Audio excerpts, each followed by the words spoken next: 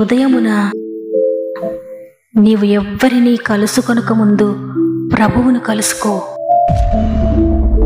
నీవు ఎవ్వరినీ చూడకముందు ప్రభువును చూడు. నీవు ఎవ్వరితో మాట్లాడకముందు ప్రభువుతో మాట్లాడు. నీవు దేనిని వెదకక ముందు ఆయన రాజ్యమును, నీతిని వెదకు.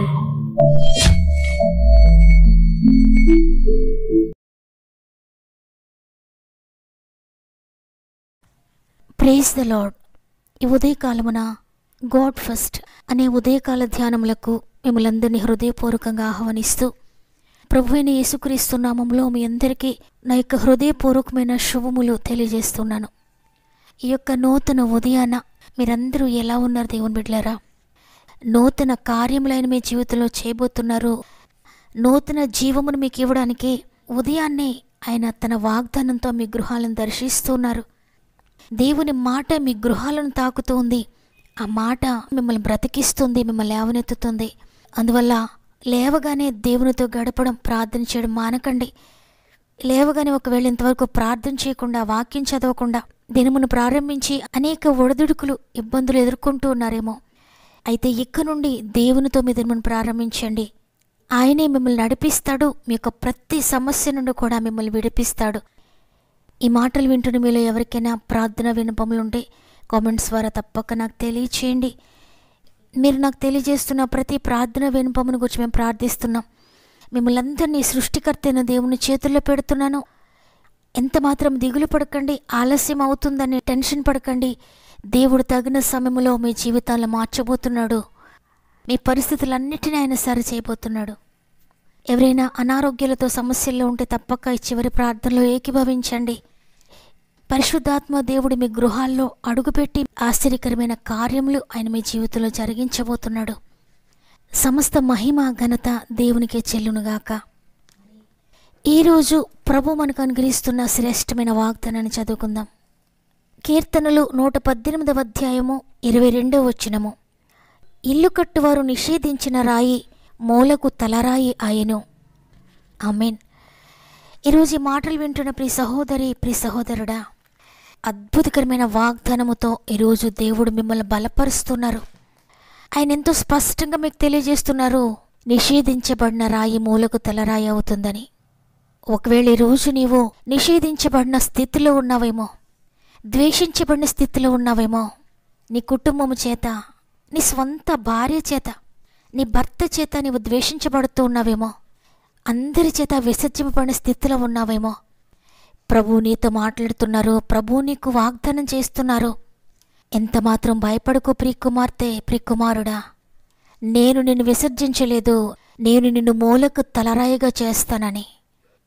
చూడండి, ప్రభువుని ఎవరైతే ఆశ్రయిస్తారో, ఆయన కొరకు ఎవరైతే ఎదురు చూస్తారో వారు అందరి చేత ఒకవేళ నిషేధింపబడిన, అందరి చేత ద్వేషించబడిన, వారి అనారోగ్యాన్ని బట్టి కావచ్చు, వారి యొక్క అసమర్థతను బట్టి కావచ్చు, వారి యొక్క చేతకానితనమును బట్టి కావచ్చు, వారు ద్వేషించబడుతూ, దూషించబడుతూ, త్రొక్కివేయబడుతూ ఉండొచ్చు.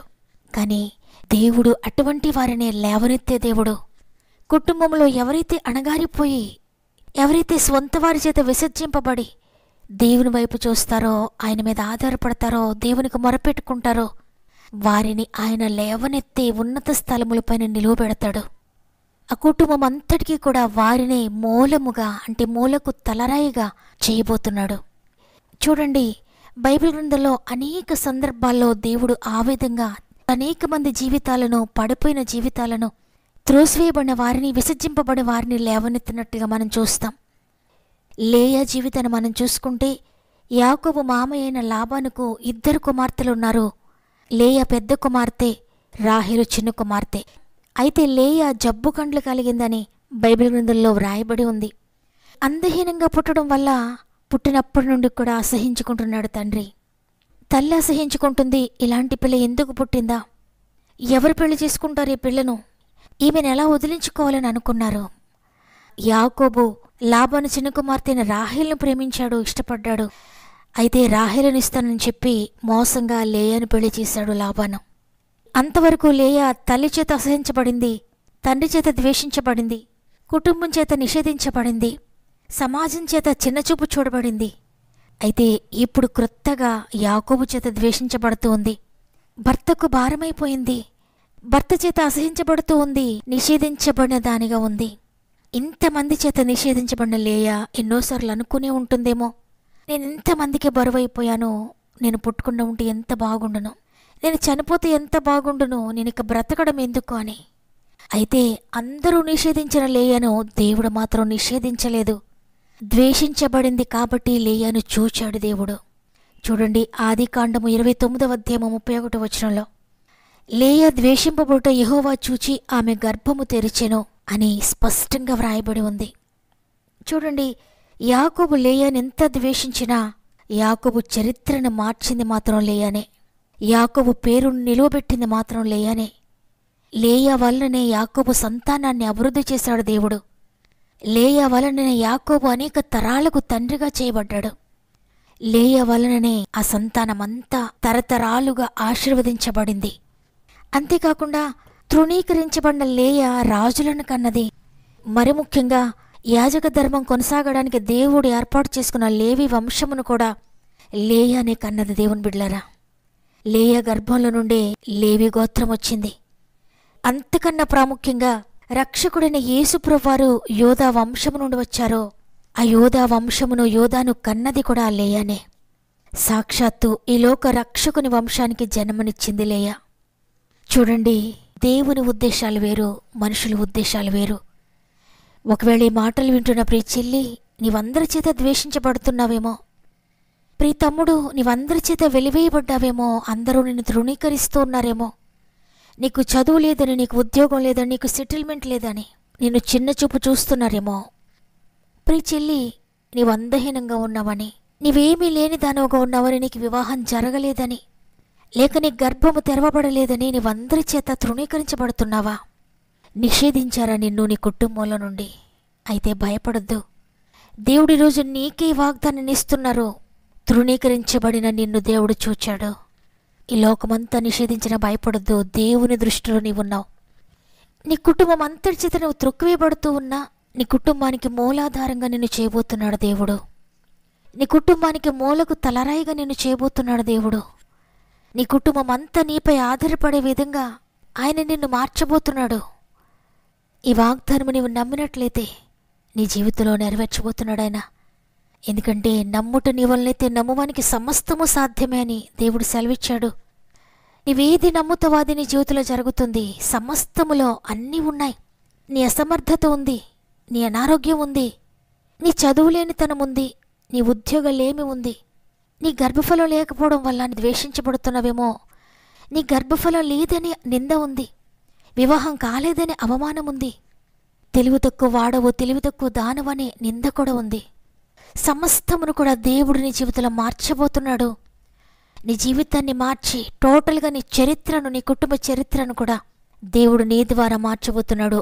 యాకోబు చరిత్ర మారిపోయింది లేయా ద్వారా. అదేవిధంగా నిన్ను కూడా నీ కుటుంబ చరిత్రను మార్చడానికని ఎన్నుకున్నాడు. దేవుడిస్తున్న వాగ్దాన్ని నమ్ముతావా? నమ్మిన వారందరూ కూడా ఒక్క నిమిషం మోకరించండి, కన్నీటితో ప్రార్థించండి. నీవెక్కడ ద్వేషించబడుతున్నావో, ఎక్కడ అవమానించబడుతున్నావో, ఎవరి చేత నిషేధించబడ్డావో వారి మధ్యనే మూలకు తలరాయిగా నిలువబెట్టబోతున్నాడు నిన్ను. అందరం కూడా ఆయన సందులో మోకరించి ప్రార్థన చేద్దాం. తండ్రి, నీకు వందనాలు. నిషేధించబడిన రాయి మూలకు తలరాయి అని చెప్పారు. అయ్యా, నీకు కోట్లాది స్తుతులు తండ్రి. ఎంతమంది రోజులు నిషేధించబడ్డారో, ఎంతమంది ద్వేషించబడుతున్నారో, త్రోసివేయబడ్డారో, యోసేపులా లేయాలా నిషేధించబడ్డారో, ద్వేషించబడ్డారో, ప్రతి ఒక్కరిని లేవనెత్తుతున్నందుకు వందనాలు. వారి జీవితంలో ఏ ఏ విషయాలు వారిని అణగద్రొక్కాయో, ఏ ఏ విషయాల్లో వారు అణగారిపోయి ఉన్నారో ప్రతి విషయంలో కూడా మీరు చేపట్టి లేవనెత్తండి అయ్యా. నీ మీద ఆధారపడి ఈరోజు మోకరించి ప్రార్థిస్తున్నా ప్రతి కుమార్తెను లేవనెత్తండి, ప్రతి కుమారుని లేవనెత్తండి. ప్రతి అసాధ్యాన్ని కూడా సాధ్యపరచండి. ఆత్మీయంగా పడిపోయిన స్థితిలో ఎంతమంది ఉన్నారో లేవనెత్తండి. శారీరకంగా ఎంతమంది పడిపోయిన స్థితిలో ఉన్నారో లేవనెత్తండి. మానసికంగా ఎంతమంది పడిపోయిన స్థితిలో ఉన్నారో లేవనెత్తండి. ఆరోగ్య విషయంలో ఎంతమంది పడిన స్థితిలో ఉన్నారో లేవనెత్తండి. ఉద్యోగ విషయంలో, వ్యాపార విషయంలో, చేతి పనులలో ప్రతి ప్రయత్నంలో ఎంతమంది పడిపోయిన స్థితిలో ఉన్నారో లేవనెత్తండి. చదువులో ఎంతమంది జ్ఞానహీనులుగా పడిపోయిన స్థితిలో ఉన్నారో లేవనెత్తండి అయ్యా. తండ్రి, జ్ఞానులను సిగ్గుపరచడానికి జ్ఞానహీనులను ఎన్నుకునే దేవుడవు, బలవంతులను సిగ్గుపరచడానికి బలహీనులను ఎన్నుకునే దేవుడవు. ఈరోజు అదేవిధంగా ఎంతమంది బలహీనులుగా ఉన్నారో, జ్ఞానహీనులుగా ఉన్నారో, ద్వేషించబడుతూ ఉన్నారో ప్రతి ఒక్కరిని మీరు ఎన్నుకున్నారని, వారిని ఉన్నత స్థలముల మీద నిలువబెడుతున్నారని నమ్ముతున్నాను. ఆత్మీయంగా ఉన్నత స్థితిలో పెట్టండి అయ్యా. అదేవిధంగా శారీరకంగా కూడా ఉన్నత స్థితిని మీరు దయచేసి నిలువబెట్టండి. ఇది నువ్వు ప్రారంభిస్తూ ఉండగా మా ఆత్మీయ కుటుంబం అంతటికి తోడై ఉండండి. వారి పనిపాట్లలో మీరు తోడుగా ఉండండి. వారు ఎక్కడికి వెళ్తున్న ప్రతి విషయంలో కూడా మీరు తోడుగా ఉండి ముందుకు నడిపించండి. ఏ పని ప్రారంభిస్తున్నా మీరు తోడుగా ఉండి మీరు ప్రారంభించి నడిపించండి అయ్యా. ప్రతి ప్రయత్నమును కూడా ఆశీర్వదించండి. ఈరోజు ప్రత్యేకంగా పుట్టిన రోజులు, పెండ్లి రోజులు జరుపుకున్న వారందరినీ చేతులు పెడుతున్నాను. ఇచ్చిన నూతన సంవత్సరం అంతా మీరు తోడుగా ఉండి ముందుకు నడిపిస్తారని యేసయ్య పరిశుద్ధమైన నామములో అడిగి వేడుకొంచున్నాను తండ్రి. ఆమేన్. బలహీనుల పక్షంగా ఉండే దేవుడు, కృంగిన వారిని లేవనెత్తే దేవుడు, ఈరోజు నిన్ను కూడా లేవనెత్తుతానని, మూలకు తలరాయిగా నిన్ను చేస్తానని వాగ్దానం చేశారు ప్రియ దేవుని బిడ్డ. వాగ్దానములు ఎన్ని అయినా నమ్మినట్లయితే నీ జీవితంలో తప్పక నెరవేరుతుంది. కాబట్టి ఈ వాగ్దానాన్ని విశ్వసించి దేవుడి వాగ్దానం నా కొరకే ఇచ్చారని నమ్మినట్లయితే ఆమేన్ అని కామెంట్ చేయండి. వాగ్దానాన్ని తప్పక లైక్ చేయండి. ఎవరైనా బలహీనులుగా ఉంటే, అనారోగ్యంతో మంచంపై ఉంటే వారికి తప్పక ఈ వాగ్దానాన్ని వినిపించండి. ఎందుకంటే వినుట వలన విశ్వాసం కలుగుతుంది. వారి విశ్వాసం ద్వారా వారిని దేవుడు లేవనెత్తబోతున్నాడు. బలహీనులుగా ఉన్న అనేక మందిని దేవుడు ఈరోజు స్వస్థపరచబోతున్నాడు. తప్పక మీ బంధువులకు, మీ స్నేహితులకు అందరికీ వాగ్దానాన్ని షేర్ చేయండి. దేవుని వాక్యాన్ని అనేక మందికి షేర్ చేస్తూ వాక్య పరిచర్యలో పాలు పొందుతున్న మిమ్మల్ని అందరినీ దేవుడు తప్పక దీవిస్తాడు. ఎవరైనా ఈ వాక్యం ద్వారా మేలు పొందితే ఆ దీవెనలు మీరు కూడా తప్పక పొందుకుంటారు. మిమ్మల్ని, మీ కుటుంబాలను దేవుడు అత్యధికంగా దీవించి ఆశీర్వదించునుగాక. దేవుని చిత్తమైతే మళ్ళీ రేపు అందరం కలిసి ఆయనను స్తుతిందాం. అంతవరకు ప్రభు మీకు, మీ కుటుంబాలకు తోడై ఉండి నడిపించునుగాక. God bless you.